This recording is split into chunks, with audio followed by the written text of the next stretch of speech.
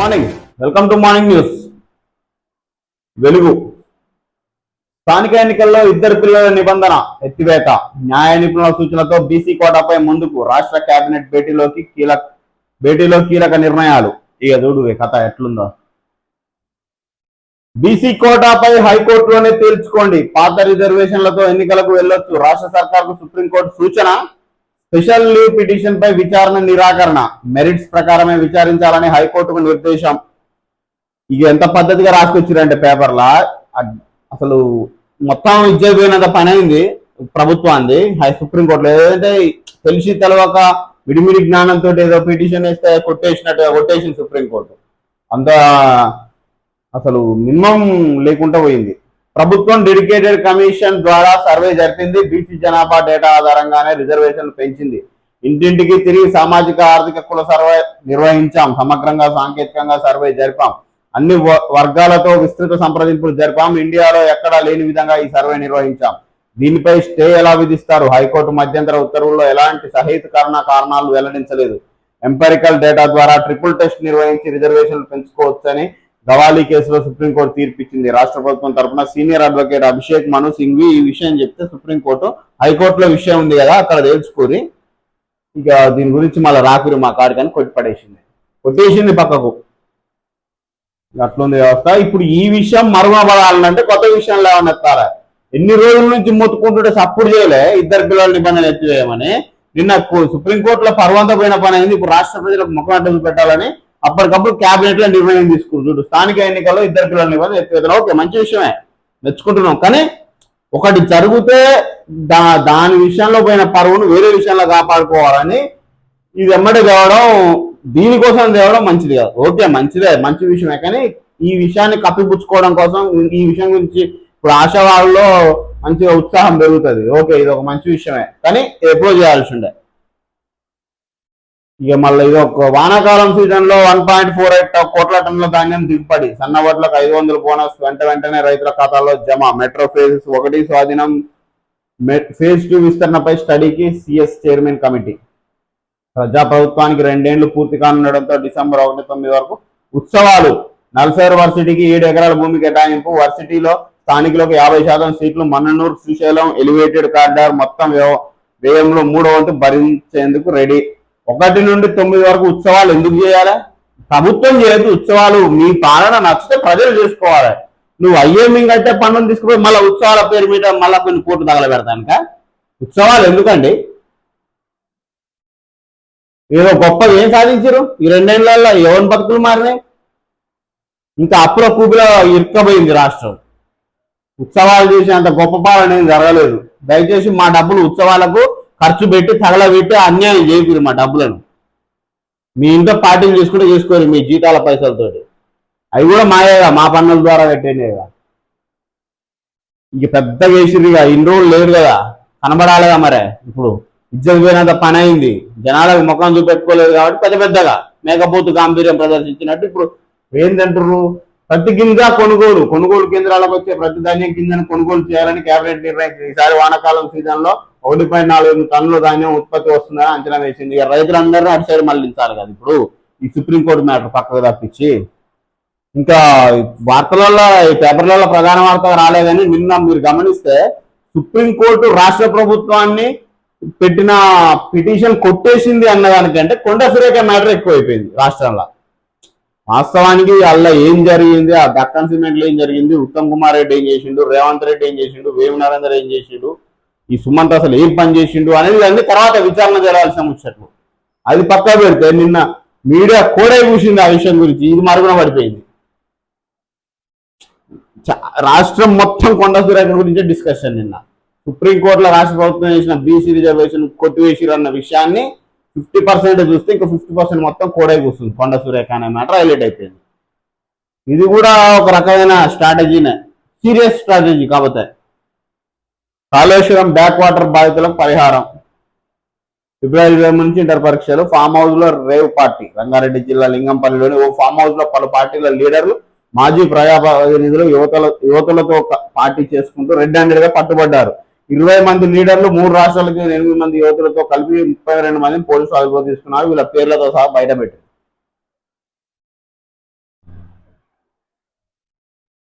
కొత్త మెడికల్ కాలేజీలు చక్కగా లేవు, సరైన సౌతులు లేవు, సరిపడా ఫ్యాకల్టీ లేరు. దేశంలోనే సగానికి పైగా కళాశాలలో క్లాసులే జరుగుతలేవు. పేషెంట్లు తక్కువగా వస్తుండటంతో ప్రాక్టీస్ కూడా లేదు. Federation of all India medical association సర్వేలో వెల్లడి. 50% ఫ్యాకల్టీ లేకున్నా ఎన్ఎంసి పర్మిషన్లు ఇవ్వడంపై విస్మయం. విద్యా ప్రమాణాలు మెరుగుపరచుకోకపోతే నష్టం తప్పదని హెచ్చరిక. జూబ్లీస్ లో బోగస్ ఓట్లపై ఉత్తర్వులు అక్కర్లేదు, చర్యలు తీసుకుంటామని ఈసీ హామీ ఇచ్చింది హైకోర్టు. బీఆర్ఎస్ నేతలు కేటీఆర్, మాగంటి సునీత పిటిషన్ పై విచారణ ముగింపు. ఈసీ హామీ ఇచ్చిందట, మరి చర్యలు తీసుకోవాలి కదా, తొందరగా తీసుకోరు. ఇంకెప్పుడు తీసుకో, ఎలక్షన్స్ అయిపోయినాక తీసుకుంటారా? శ్రీశైలం మల్లికార్జున స్వామి దర్శించుకొని బయటకు వస్తున్న ప్రధాని మోదీ, చంద్రబాబు, పవన్ కళ్యాణ్. ఏపీలో 13,429 కోట్లతో ప్రాజెక్టులు ప్రారంభించిన ప్రధానమంత్రి Narendra Modi. Kurnool super GST super saving సభలో ప్రసంగం. డబుల్ ఇంజిన్ సర్కార్తో ఏపీ అభివృద్ధి చెందుతుందన్న వ్యాఖ్య. శ్రీశైలం మల్లికార్జున స్వామిని దర్శించుకున్న ప్రధాని. ఇప్పుడు కేంద్ర ప్రభుత్వం వీళ్ళు మంచి దోస్తానాలు ఒక్క ఊపున వస్తున్నాయి వీళ్ళ ప్రాజెక్టులు, మామూలుగా కాదు. ఆసున్న సహా 170 మంది లొంగుబాటు, పోలీసులు ఎదుట సరెండర్. నేడు ఛత్తీస్గఢ్ సీఎంకు ఆయుధాల అప్పగింత. 2 రోజుల్లో 258 మంది లొంగిపోయారంటూ అమిత్ షా ట్వీట్.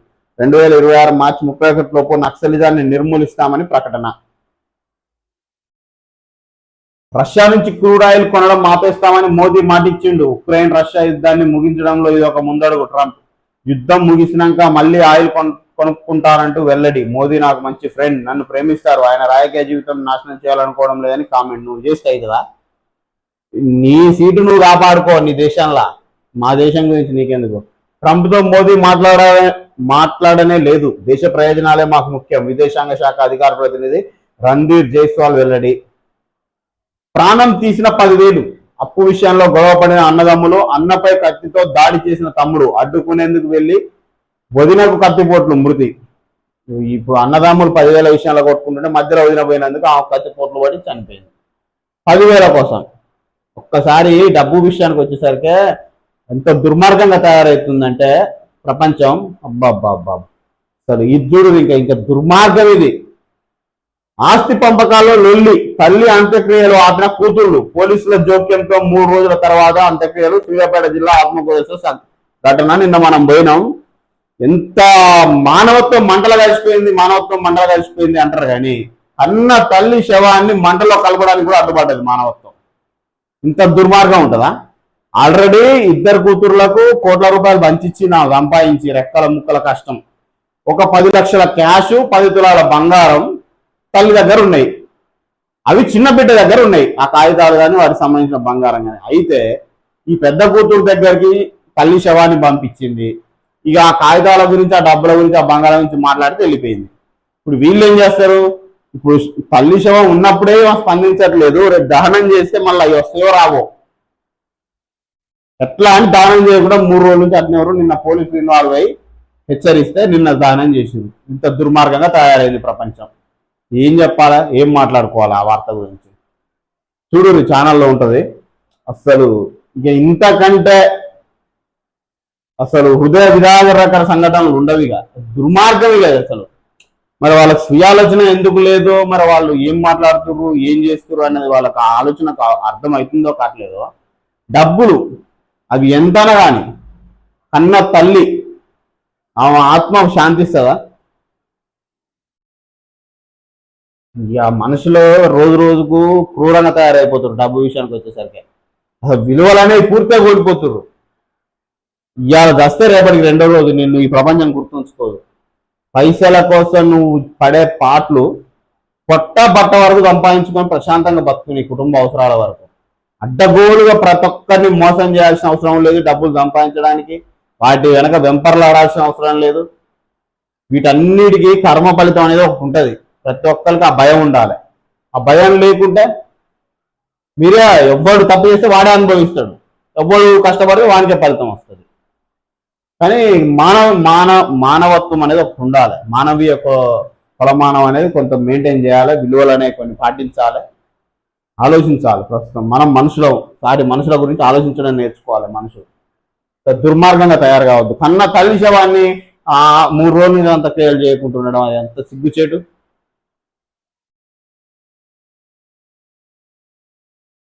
ఇక వీళ్ళు కనుక ముత్తైదులు కూర్చొని ప్రెస్ మీట్ ముందరికి వచ్చి ఇక ఏం జరగనట్టు, సుప్రీంకోర్టు దగ్గర మా ఇజ్జతి పోనట్టు, మళ్ళీ సింపుల్ గా సర్పంచ్ ఇలా ఇద్దరు పిల్లల నిబంధన ఎత్తేసారు. ఇప్పుడు ఇప్పుడు ఆనందం ఓకే, ఇప్పుడు ఇగో ఈ బాధలు మర్చిపోవడానికి ఈ ఆనందాన్ని ఇచ్చారు. అట్లుంటాయి స్ట్రాటజీలు. నిన్న మొన్న కనబడడం పెద్ద పేపర్ల ప్రింట్, ఇటు రైతులను ఇటు సర్పంచ్ ఎలక్షన్స్ ఇప్పుడు పోయినాయి. ఇక రిజర్వేషన్లు ఆడపాటు పడ్డాయి. మొన్నటి లేవు కదా, ఇక 42% ప్రకారం మన ఇచ్చిర్రు, అవి లేవు కదా. అవి లేనప్పుడు ఏం చేస్తాడు ఇక, మళ్ళీ కొత్త రిజర్వేషన్లు వస్తాయి. ఇద్దరు పిల్లల నిబంధన ఎత్తేసారు. చాలా మంది అవలోత్సాహం పెరుగుతుంది. లాస్ట్ కి ఏమి చేయలేని పరిస్థితిలో ఏం చేస్తారు, పార్టీ పరంగా 42% ఇస్తున్నాం, ఇది ఒక్కసారికి దయచేసి అర్థం చేసుకోగలరు ప్రజలు, మాకు సహకరించగలరు అని ఎలక్షన్స్కి పోతారు నిమ్మలంగా. 2 నెలల తర్వాత ముచ్చట అది కూడా. స్పోర్ట్స్ కోటా ఓపెన్, గ్రూప్ 2లోని 7 పోస్టులు కేటగిరీ మార్చిన ప్రభుత్వం, హైకోర్టు తీర్పునకు విరుద్ధంగా సర్కార్ నిర్ణయం. ఆసన్న సరెండర్, 140 మంది దళ సభ్యులతో కలిసి లొంగిపోయిన మావోయిస్టుల అగ్రనేత ఛత్తీస్గఢ్ సీఎం ఎదుట లొంగుబాటు, 38 ఏళ్ల అజ్ఞాతానికి తెర. ఇక చూడురి, బీసీ కోటాపై ఏం చేద్దాం, రేవంత్ ప్రభుత్వం తర్జనా భర్జన. 3 ప్రత్యామ్నాయాలపై సర్కార్ సమాలోచనలు. హైకోర్టు తుది తీర్పు దాకా ఎదురు చూడటమా, పార్టీ పరంగా ముందుకెళ్లడమా, లేదంటే పాత పద్ధతిలో వెళ్దామా, న్యాయ నిపుణుల సలహాతో ముందుకెళ్లాలని నిర్ణయం. ఇప్పుడు వీళ్ళు ఏం చేస్తారు, వీళ్ళ ముందు 3 ఆప్షన్స్ ఉన్నాయి. ఒకటి, ఇక హైకోర్టు తీర్పు వచ్చిన దానికి ఎదురు చూసి చేతులు కాళ్ళే మా నుంచి కాదని ఒప్పుకోవడం, లేదా ఇప్పుడే పార్టీ పరంగా ఇష్టమని ప్రకటించి వెళ్ళడం. ఇక లేదా ఈ 2 మా చేత కాదని లాస్ట్ పోయినసారి లెక్కనే సేమ్ పాత రిజర్వేషన్లతో వెళ్ళిపోవడం. ఇప్పుడు పాత రిజర్వేషన్లతో వెళ్ళే ముఖం లేదు ప్రభుత్వానికి. ఇంత డ్రామా జరిపినాక ఇజ్జత్ పోతుంది. వీళ్ళ ముందున్న ఏకైక మార్గం ఇంకా ఎన్ని నెలలకైనా పార్టీ పరంగా ప్రకటించుకోవడం తప్ప పోలేరు. అయితే వీళ్ళు ఏమంటారు, చట్టబద్ధంగా 42% ఇవ్వాల్సిందని ఎట్టిస్తారు, ఏ చట్ట ప్రకారం ఇవ్వలేని పరిస్థితులు ఉంది. రిజర్వేషన్ కోసం బీసీ సంఘాల జేఏసీ డిమాండ్, రేపు తెలంగాణ బంద్. ఓకే, అందరు సహకరిస్తారు. సుప్రీంలో సర్కారు చుక్కెదురు, బీసీ రిజర్వేషన్ల పెంపుపై హైకోర్టు స్టే రద్దుకు నిరాకరణ. రాష్ట్ర ప్రభుత్వ ఎస్ఎల్పిని డిస్మిస్ చేసిన ధర్మాసనం ఏదైనా ఉంటే హైకోర్టులోనే తేల్చుకోవాలని సూచన. పాత పద్ధతిలోనే ఎన్నికలు జరుపుకునేందుకు అనుమతి. మళ్ళీ వీళ్ళ డ్రామా చూడరి. ఇప్పుడు రేపు 3 వారాల తర్వాత, ఆల్రెడీ వారం అయిపోతుంది, 3 వారాల తర్వాత హైకోర్టులో ఎట్లాగో ఆయన లేదు, క్యాన్సిల్ చేసి పాత రిజర్వేషన్ల ద్వారా వెళ్ళండి అని చెప్పేస్తాడు. అదొకటి వచ్చేస్తుంది. వచ్చినాక మళ్ళీ సుప్రీంకోర్టు పోవద్దుగా, ఇజ్జత్ ఉండదు. ఆల్రెడీ మొన్న పోయిన వాళ్ళు కొట్టేసిర్రు ఇండివిజువల్ గా. రాష్ట్ర ప్రభుత్వం నుంచి వచ్చిన పిల్లలు కూడా కనీసం ఏందని చూడ కూడా కొట్టిపడేసిర్రు. 2 సార్లు ఇజ్జత్ పోయింది. మళ్ళీ ఇంక 3వ సారి పోయే పని చేయకురి. సుప్రీంకోర్టు అనే మాట ఎత్తకురి. ఆల్రెడీ మీరు రాష్ట్రపతికి పంపిన అది ఉంది, అది వాళ్ళు క్యాబినెట్ లో చర్చించి పార్లమెంట్ లో పెడితే, 9వ షెడ్యూల్ లో పెడితే, ఆ తర్వాత ముచ్చట దాని భాగం అదృష్టం బాగుంటే అయితే లేవత లేదు. ఇక మీరు తక్షణ నిర్ణయం తీసుకోవాల్సింది, మీ చేతులు కాలే, ప్రజలకు బాజాప్తా క్షమాపణ చెప్పి, మేము ప్రయత్నించినాం కానీ మా వల్ల కాలేదని మళ్ళీ ఒక డ్రామా ముచ్చట్లు చెప్పి పార్టీ పరంగా ఇస్తామని తొందర పెడితే బాగుంటుంది. మళ్ళీ మీరు చట్టబద్ధంగా ఇవ్వాల్సిందే, ఈ చేయాల్సిందే అంటే ఈ ఎలక్షన్స్ బెటర్ కాదు. గ్రామాలలో రోజుకు దిగజారిపోతుంది ప్రజా జీవనం అనేది. అసలు ఉండే పరిస్థితి లేదు గ్రామాలలో. కొన్ని సెంటర్లలో ముక్కులు మూసుకొని కూర్చోవాల్సి వస్తుంది. కాలువలు ఎక్కడికక్కడ కూడిపోయి ఎవరు పట్టించుకోక అసలు అస్తవ్యస్తం అయిపోతుంది గ్రామాలలో పరిస్థితి. అది ఆలోచించాలి. ఫస్ట్ అర్జెంటుగా స్థానిక ఎలక్షన్స్ ఏదో ఒక రూపంలో పెట్టాలి. బంద్ ఫర్ జస్టిస్, బీసీ బంద్ కు బీఆర్ఎస్ సంపూర్ణ మద్దతు. ముందుకొస్తున్న కుల ప్రజా సంఘాలు, సిపిఎం, సిపిఐ సహా వామపక్షాల సపోర్ట్. వివిధ విద్యార్థి సంఘాలు సంఘీభావం మద్దతు తెలిపిన మావోయిస్ట్ పార్టీ జైకొట్టిన ఎంఆర్పిఎస్, ఎల్హెచ్సిఎస్. కోటాకు మోకాలంటి కోట్లాడుతూ మద్దతు. కాంగ్రెస్ డ్రామా బట్టబయలు, జీవోలతో కోటా సాధ్యం కాదని తేలిపాయ. 42 రిజర్వేషన్లతో ఎన్నికలు జరపాలి, చట్టబద్ధత కోసం 9వ షెడ్యూల్లో చేర్చాలి. పార్టీల పరంగా అంటే ఒప్పుకునేది లేదు. మరి ఏం చేయాలి? 9వ షెడ్యూల్లో ఒక రాష్ట్రం కోసం మొత్తం దేశంలో ఉన్న రాజ్యాంగ సవరణ జరుగుతుందా? అది కూడా ఇప్పుడు ఎన్ని రాష్ట్రాలు ఉన్నాయి ఎలక్షన్స్? అవి లోకల్ బాడీ ఎలక్షన్స్ ఏ రాష్ట్రంలో ఉన్నాయి ఇప్పుడు ప్రజెంట్? ఎందుకు చేరుస్తారు 9వ షెడ్యూల్లో? ఈ అంశం కోసం ప్రత్యేకంగా మీరు ఏమైనా కేంద్రంలో అధికారంలో రా? రాహుల్ గాంధీ పోయి ప్రధానితో మాట్లాడే ముఖం ఉందా? ఈ విషయం గురించి మీరు ఢిల్లీలో ధర్నా చేస్తే రాలే. 9వ షెడ్యూల్లో చేర్చడానికి ఏ ఆప్షన్ ఉంది? ఇప్పుడు మీరు కేంద్ర ప్రభుత్వంలో లేదు, ఇప్పుడు వేరే రాష్ట్రాలలో లోకల్ బాడీ ఎలక్షన్స్ లేవు, ఇంకా వేరే ఆప్షన్ లేదు. పార్టీ పరంగా ఒప్పుకునేది లేదంటే కాని ముచ్చటి కాదు. మీరు మనం ఇట్లనే ధర్నాలు చేయాలి, వాళ్ళు అట్లనే పబ్బం గడుపుతారు. ఈ లోకల్ బాడీ ఎలక్షన్స్ అనేవి జరగవు. ఇక ఒకటి బీసీలం పోరాటం చేస్తున్నాం, చేయాలి 100%. ఈ చేతులు ఎత్తేసేయాలి గవర్నమెంట్, ఒప్పుకోవాలి, చేతులు ఎత్తేసింది ఒప్పుకోవాలి, బహిరంగ క్షమాపణ చెప్పాలి. మా నుంచి కాలేదు, మా వల్ల కాలేదు, ఏదో చేయబోయినా కానీ వర్కౌట్ కాలేదు అని బహిరంగ క్షమాపణ చెప్పి అప్పుడు పోవాలి ఎలక్షన్స్. ఇదే విషయాన్ని శాసనసభలోనే చెప్పాం. ప్రతి బీసీ రేపటి రాష్ట్ర బంద్లో పాల్గొనాలి. మాజీ మంత్రులు తలసాని శ్రీనివాస్ గౌడ్. హైకోర్టులోనే తేల్చుకోండి, స్పెషల్ లీవ్ పిటిషన్ పై విచారణలో సుప్రీం ఆదేశాలు. బీసీ రిజర్వేషన్లపై ప్రభుత్వానికి దక్కని ఊరట, అడ్డంగా కొట్టేసిందిగా. తెలంగాణ రాష్ట్ర director general of police Shivadhar రెడ్డిని డీజీపీ కార్యాలయంలో మర్యాదపూర్వకంగా కలిసిన సినీ నటుడు అక్కినేని నాగార్జున. ఒక పక్కనేమో ఆయన మీద కేసులు నమోదవుతున్నాయి. బిగ్ బాస్ సీజన్ 9 పైన అశ్లీలతను ఎక్కువ ప్రదర్శిస్తారు, యువత తప్పుదారి పెట్టే అవకాశం ఉందని దాని మీద రోజు కొన్ని కేసులు నమోదవుతున్నాయి. నాగార్జున గారి మీద కూడా అవుతున్నాయి. దీని బ్యాక్గ్రౌండ్ లో జరిగే వర్క్ అది. 50% రిజర్వేషన్లతోనే ఎన్నికలకు వెళ్ళండి సూచన. హైకోర్టు విచారణ జోక్యం చేసుకోలేమన్న ధర్మాసనం. రాష్ట్ర ప్రభుత్వం తదుపరి చర్యలపై ఉత్కంఠ. ఇంకేం చర్యలు హైకోర్టు ఏం చెప్తుంది? రైట్, ఇవన్నీ ఉత్తముచ్చట్లు, పాత రిజర్వేషన్ ద్వారా వెళ్ళరు, 50% సీలింగ్ ఎత్తేసే పరిస్థితి లేదు ఈ ఒక్క రాష్ట్రం కోసం, కాబట్టి కొట్టేస్తుంది అది కూడా లాస్ట్కు. ఇక పబ్బం గడపకుండా తొందర నిర్ణయం తీసుకోరు, ప్రజలు చాలా ఇబ్బంది పడుతున్నారు. అభివృద్ధి పదంలో ఆంధ్రప్రదేశ్. చంద్రబాబు పవన్ల విజనీరులతో ఏపీ శక్తివంతం. ప్రధాని మోదీ. డ్రోన్ హబ్గా కర్నూలు. ఇక వాళ్ళ అభివృద్ధి పనులు ముమ్మరంగా జరుగుతున్నాయి. ట్రంప్ అంటే మోడీకి భయం. ట్రంప్ కు లొంగిపోయిన నరేంద్ర మోడీ. పదే పదే ప్రశంసలు ఎందుకు నిదర్శనం. ఎక్స్ వేదికగా విపక్ష నేత రాహుల్ విమర్శలు. ఈ విమర్శలు బంద్ చేసి పని చేయరిగా, ప్రభుత్వాన్ని పనికొచ్చే. ఇప్పుడు మోడీకి ట్రంప్ అంటే భయం అయితేంది, ప్రేమ అయితేంది, ఈ దేశానికి ఏంది ఉపయోగం? ఆయనతో మంచి సాన్నిధ్యాన్ని ఏర్పరచుకొని దేశం మీద పెట్టిన కొన్ని ఒత్తిళ్లను తగ్గించుకోవాలి, ముందుకెళ్ళాలి. ఉత్తానే ఈ పనికిరాని విమర్శల వల్ల ఏం ఉపయోగం దేశానికి? జనజీవన స్రవంతిలోకి మరో 170 మంది మావోలు. లొంగిన వారిలో వాసుదేవరావు తదితరులు. నక్సలిజంపై పోరులో ఇదో పెద్ద విజయం. కేంద్ర మంత్రి హోంమంత్రి అమిత్ షా. స్థానిక ఎన్నికల్లో 2 పిల్లల నిబంధన ఎత్తివేత. తెలంగాణ కేబినెట్ లో కీలక నిర్ణయాలు. బీసీ రిజర్వేషన్లపై న్యాయవాదుల సలహా మేరకు ముందుకెళ్లాలని నిర్ణయం. న్యాయ నిపుణులతో చర్చించి ముందుకు. కొత్తగా 3 వ్యవసాయ కళాశాలలు మంజూరు. మెట్రో 2వ దశపై సీఎస్ ఆధ్వర్యంలో కేబినెట్ సబ్ కమిటీ. రాష్ట్ర వ్యాప్తంగా హ్యూమ్ మోడ్లో 5566 కిలోమీటర్ల రోడ్ల నిర్మాణానికి గ్రీన్ సిగ్నల్. డిసెంబర్ 1 నుంచి 9 వరకు ప్రజాపాలన విజయోత్సవాలు. వివరాలను మీడియాకు వెల్లడించిన మంత్రి పొంగులేటి. ఈ డిసెంబర్ 1 నుంచి 9 వరకు ప్రజాపాలన విజయోత్సవాలు బంద్ చేయరు. వాటి పేరు మీద ₹1 ఖర్చు పెట్టినా అది మా మీద కుదిబండే, ప్రజల మీద. ఏం ప్రజాపాలన పాడుపడ్డది? ఇప్పటివరకు ఎలక్షన్స్ పెట్టలే, ఆ ప్రజలకు కావాల్సిన లోకల్ బాడీ నాయకులనే ఎన్నుకోలేదు, ఆ ఎన్నికలే నిర్వహించలేదు, గ్రామాలలో ముక్కు మూసుకొని బతుకుతారు. ఏం ప్రజాపాలన ఉత్సవాలు చెప్తారు? డబ్బులు దండగా వాటికి. మళ్ళీ మా పనుల నుంచి, మీ జీతాల్లోంచి కట్ చేసుకుంటారా? చేసుకోరు కదా. ఈసీకి ఆదేశాలు ఇవ్వలేం. బోగస్ ఓట్లపై పిటిషన్ విచారణలో హైకోర్టు కీలక వ్యాఖ్యలు. జూబ్లీహిల్స్ బోగస్ ఓట్లపై హైకోర్టులో ముగిసిన విచారణ. లంచ్ మోషన్ పిటిషన్లు దాఖలు చేసిన కేటీఆర్, మాగంటి సునీత. చర్యలు తీసుకుంటామని ఎన్నికల సంఘం సమాధానం. ఇప్పుడు ఈ బోగస్ ఓట్ల పైన బీఆర్ఎస్ మాత్రమే మాట్లాడుతుంది. ఎందుకు బీజేపీ మాట్లాడట్లేదు? కాంగ్రెస్ అనేది ఎందుకు మాట్లాడట్లేదు అంటే, ఇప్పుడు బీజేపీ మాట్లాడింది అనుకోరు అవి నిజంగానే బోగస్ ఓట్లని. ఒక రాష్ట్ర ప్రభుత్వమే బోగస్ ఓట్లను తయారు చేస్తే కేంద్ర ప్రభుత్వం ఎన్ని చేయగలుగుతుంది అనేది ఒప్పుకోవాలి. అంటే మీ చేతిలో అవుతుంది.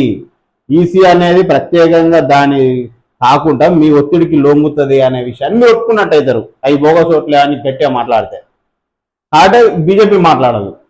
పోనీ కాంగ్రెస్ స్పందిస్తే ఏమవుతుంది? బోగస్ ఓట్లని ఎవరు చేశారు అనుకోవాలి? రాష్ట్ర ప్రభుత్వంలో మీరే ఉన్నారు కాబట్టి మీకే 90% ఛాన్స్ ఉంది.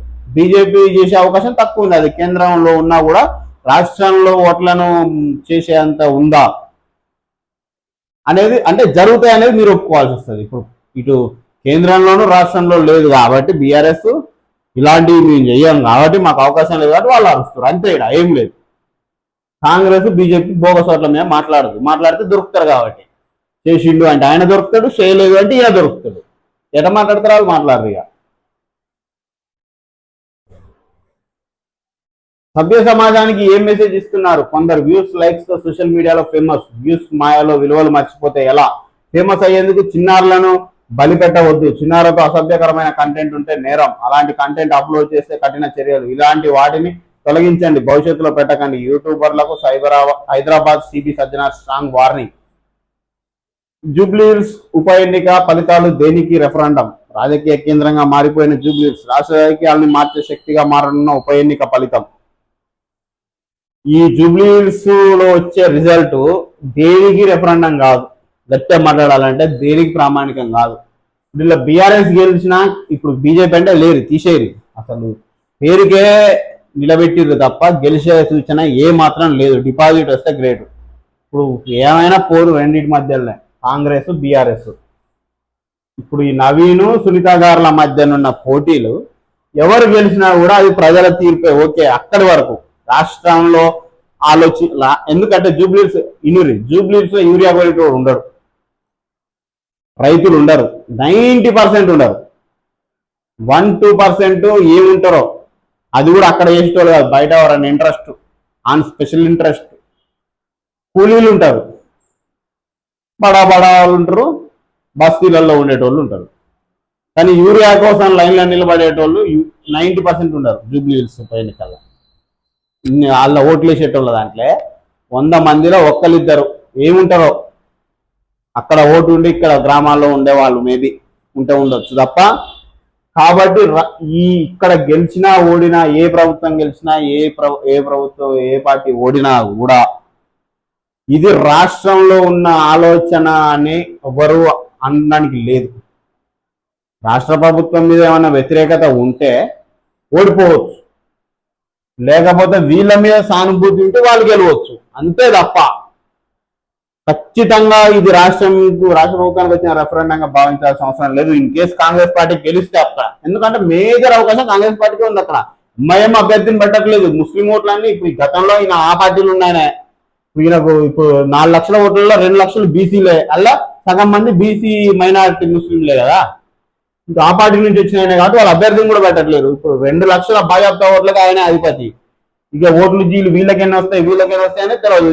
ఇప్పుడు వీళ్ళ మీద ఉన్న సానుభూతితోటి ఓట్లు ఎక్కువ వస్తే వీళ్ళు గెలుస్తారు, లేదు అంటే అక్కడ ఓట్లు ఉన్నాయి వీళ్ళే కాబట్టి ఏ గెలిచే అవకాశం ఉంటుంది. కానీ రాష్ట్రానికి దీనికి ప్రతిగా తీసుకోవడానికి ఏం లేదు. అక్కడ జూబ్లీహిల్స్ నియోజకవర్గం సాధారణంగా సినీ తారాలు, వ్యాపారవేత్తలు, పెద్దల నివాసాల ప్రాంతంగా పేరుగాంచిన ఈ ప్రదేశం ఇప్పుడు పూర్తిగా రాజకీయ కేంద్రంగా మారిపోయిందనే విశ్లేషకులు అంటున్నారు. విలాసవంతమైన బంగ్లాల్లో ఆడంబర జీవన శైలి మధ్య ఈ ప్రాంతం ఈసారి ఈ ఉప ఎన్నిక కారణంగా తెలంగాణ రాజకీయ చరిత్రలో ముఖ్య మలుపుగా మారబోతుందని వారు విశ్లేషిస్తున్నారు.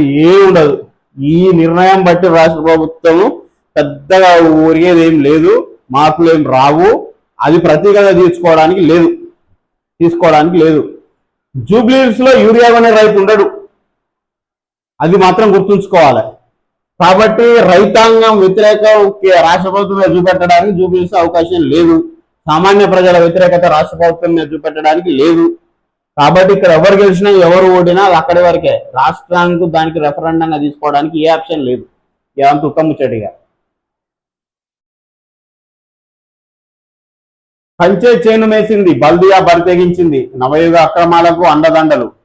హెచ్ఎంసీ చట్టం 1955 బట్టబయలు. అనుమతి లేని సర్వే నంబర్ల నిర్మాణం, దొంగలు కలిసినట్లుగా నవయుగ అధికారుల బంధం. అక్రమం వాస్తవమేనని తహసీల్దార్ నివేదిక ఇచ్చినా చెవిటోడి ముందు శంఖంలా మారిన అధికారుల తీరు. చేతులు ముడుచుకొని కూర్చున్న ప్రణాళిక విభాగం. భక్షకులైతే ఎవరికి చెప్పుకోవాలి? ప్రభుత్వం మేలుకో, అవినీతి అధికారులపై కొరడా జులిపించమంటే ఇక పరిపాలన కుక్కతోక పట్టి గోదావరి ఈదినట్లే. అసలు జిహెచ్ఎంసీలో జరిగే అక్రమాలు రోజు ఒకటి వస్తున్నాయి పేపర్లుగా, మరి వాటి మీద ఏ మాత్రం చర్యలు తీసుకుంటారు, ఏం నడుస్తుందనేది తెలియదు. రైట్, ఆజ్కి బాధ చూద్దాం.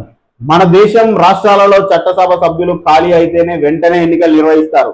కానీ స్థానిక సంస్థల ఎన్నికలు మాత్రం నిర్లక్ష్యంతో వాయిదా పడుతూ వస్తున్నాయి. ఇందులో కేంద్రం రాష్ట్ర ప్రభుత్వాల నిర్లక్ష్యం స్పష్టంగా కనిపిస్తుంది. ముమ్మాటికి వాస్తవం. మన రాష్ట్రంలో స్థానిక సంస్థలకు 2 ఏళ్లకు పైగా ఎన్నికలు లేకపోవడం ప్రజాస్వామ్యానికి గొడ్డలి పెట్టు కదా. స్థానిక సంస్థలు బలపడితేనే గ్రామాలు, పట్టణాలు అభివృద్ధి చెందుతాయి. ప్రజాస్వామ్యానికి పునాదైన ఈ సంస్థలను బలహీనపరచడంలో దేశం వెనుకబడదా?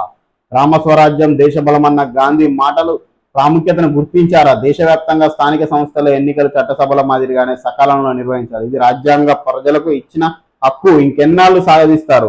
వాస్తవమే కదా. మొన్న ఎన్ని నెలలు అయింది జూబ్లీహిల్స్? 6 నెలలు కూడా కాలే పూర్తిగా. అప్పుడే స్పాట్లు మీరు ఉప ఎన్నికలు అయితే నిర్వహించుకుంటారు, ఎమ్మెల్యేలు ఖాళీగా ఉంచారు. మరి 2 సంవత్సరాల నుంచి గ్రామాలు సర్పంచులు లేక అడ్డగోలుగా ఆగమైపోతుంటే పట్టించుకోరేంది?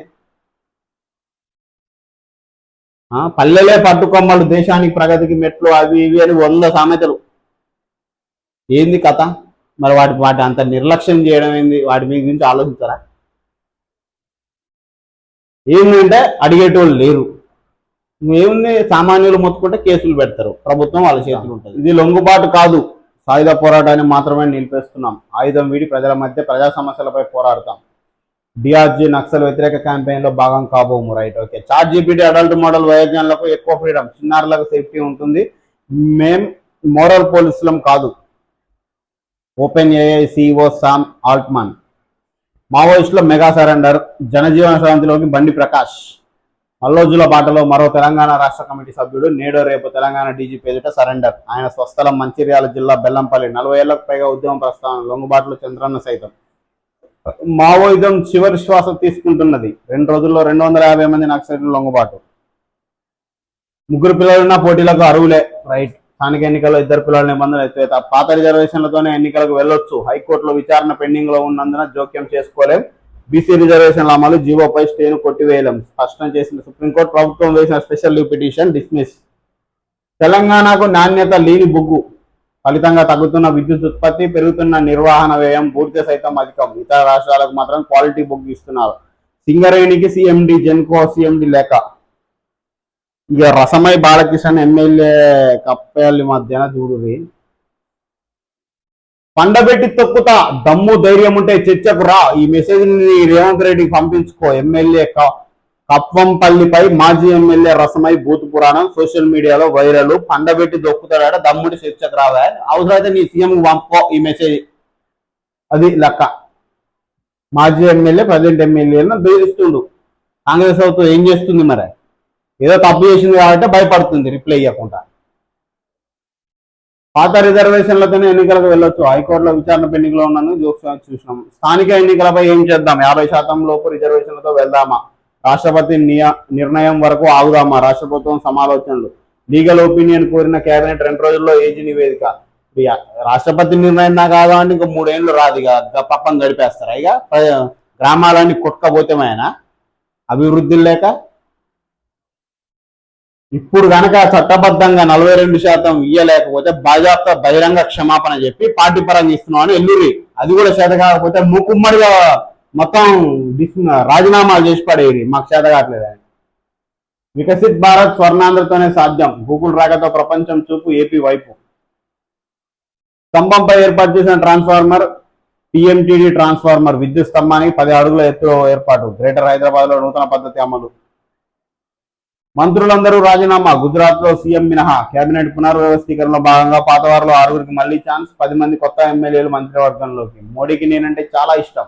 రష్యా నుంచి చమురు కొనబోమని నాకు మాటిచ్చారు. అమెరికా అధ్యక్షుడు డొనాల్డ్ ట్రంప్. దేశ ప్రయోజనాలే మాకు ముఖ్యం. భారత్ రియాక్షన్. ట్రంప్ నకు మోడీ భయపడుతున్నారు. రాహుల్ గాంధీ. నోబెల్ కోసమే భారత్ తో ట్రంప్ కయ్యం. పాకిస్తాన్ సొమ్ము ఆశించి బంధాలు చెడగొట్టారు. అమెరికా అధ్యక్షుడు ట్రంప్ పై మాజీ రాయబారి ఫైరు. ఇక నిన్న మొత్తం సోషల్ మీడియాలో అటు మెయిన్ మీడియాలో మొత్తం ఆ సుప్రీంకోర్టు విషయం మరుగున పడి కొండా సురేఖ విషయం హైలైట్ అయిపోయింది. కొండా కలవరం. మంత్రి ఓఎస్డీ తొలగింపుతో మొదలైన వివాదం. సురేఖ కూతురి కామెంట్లో మరింత ముదిరిన వ్యవహారం. బట్టి మీనాక్షి పీసీసీ తో వేరువేరుగా భేటీ. ఇబ్బందులు సమస్యలపై వివరించా. పార్టీ పెద్దల ఆదేశాలను పాటిస్తా మంత్రి కొండా. సీఎంతో విభేదాలు లేవు, నాకు ఎమ్మెల్సీ పదవి ఇస్తానన్నారు మురళి.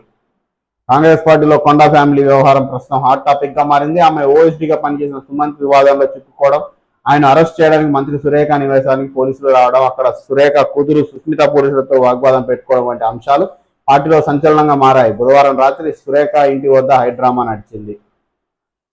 ముజ్రా పార్టీ భగ్నం. ముంబై మహిళలతో అశ్లీలత నృత్యాలు. 33 మంది యువతి యువకులు అరెస్ట్. వెంకటేష్ రాణా కోర్టుకు రావాల్సిందే. నవంబర్ 14 హాజరు కావాలి. నాంపల్లి కోర్టు ఆదేశాలు. ఓవైపు కేబినెట్ భేటీ, మరోవైపు సురేఖ. ఓవైపు కేబినెట్ భేటీ జరుగుతుండగా కొండా సురేఖ ప్రెస్ మీట్ నిర్వహిస్తారు. అయితే ఆమె పోలే, కేబినెట్ మీటింగ్ కు పోలేదు. ఇక ఇప్పుడు ఏందనేది తెలవాలి ముందు కథ ఎట్లా ఎడిపోతుంది అనేది. ఇక్కడ కూడా మంత్రులు ఎమ్మెల్యేలు అందరు రాజీనామా చేయరు. కాంగ్రెస్ పార్టీ వాళ్ళు ఇక మాకు చేత కావట్లేదు అని పక్కా జరుగుతుంది. ఎందుకు? ఇక పాత రిజర్వేషన్లతో పోయే ముఖం అయితే లేదు బరాబర్. ఇక అంతకంటే ఇజ్జత్ తక్కువ పని ఇంకోటి ఉండదు చేస్తే ఇప్పుడు మళ్ళా 42% రిజర్వేషన్ల పిటిషన్ కొట్టివేత. ఈ శతాబ్దం భారతదేశానిదే. ప్రజల జీవన ప్రమాణాల పెంపు లక్ష్యంగా ఎన్డీఏ కృషి. విశాఖలో గూగుల్ ఏఐ హబ్, కొత్త అంతర్జాతీయ సబ్సీ గేట్వే. అది ఇప్పుడు ఆంధ్రప్రదేశ్ వాళ్ళు డబుల్ ఇంజన్ సర్కార్ కాబట్టి బ్రహ్మాండంగా నడుస్తుంది వాళ్ళ కథ. నేడు ఆశన్న లొంగుబాటు. ప్రతి గింజను కొంటాం, కొనుగోలు సమయంలోనే సన్న ఓట్లకు 500 బోనస్ కూడా. స్థానిక సంస్థల ఎన్నికల్లో 2 పిల్లల నిబంధన ఎత్తివేత. నల్ఫార్ న్యాయ విశ్వవిద్యాలయంలో స్థానిక రిజర్వేషన్ 50% పెంపు. మెట్రో రైలుపై అధ్యయనానికి ఉన్నత స్థాయి కమిటీ. రాష్ట్రంలో హ్యూమ్ విధానంలో 10,547 కోట్లతో 5,566 కిలోమీటర్ల రోడ్ల నిర్మాణం. ఈ ప్రజాపాలన ఉత్సవాలు బంద్ చేయరు, మా డబ్బులు వేస్ట్ అవుతాయి. రాష్ట్ర మంత్రివర్గం కీలక నిర్ణయాలు. వివరాలను వెల్లడించిన మంత్రి పొంగులేటి. ప్రపంచంలోనే తొలి రామాయణమైనపు మ్యూజియం. అయోధ్య కొత్త శోభ. నన్ను ఇబ్బంది పెట్టే ప్రయత్నం జరుగుతోంది. మంత్రి కొండ సురేఖ. బట్టి మీనాక్షి మహేష్ కుమార్ గౌడ్లతో భేటీ. వివాదంపై మీడియాతో మాట్లాడొద్దన్న ఏఐసిసి ఇన్ఛార్జ్.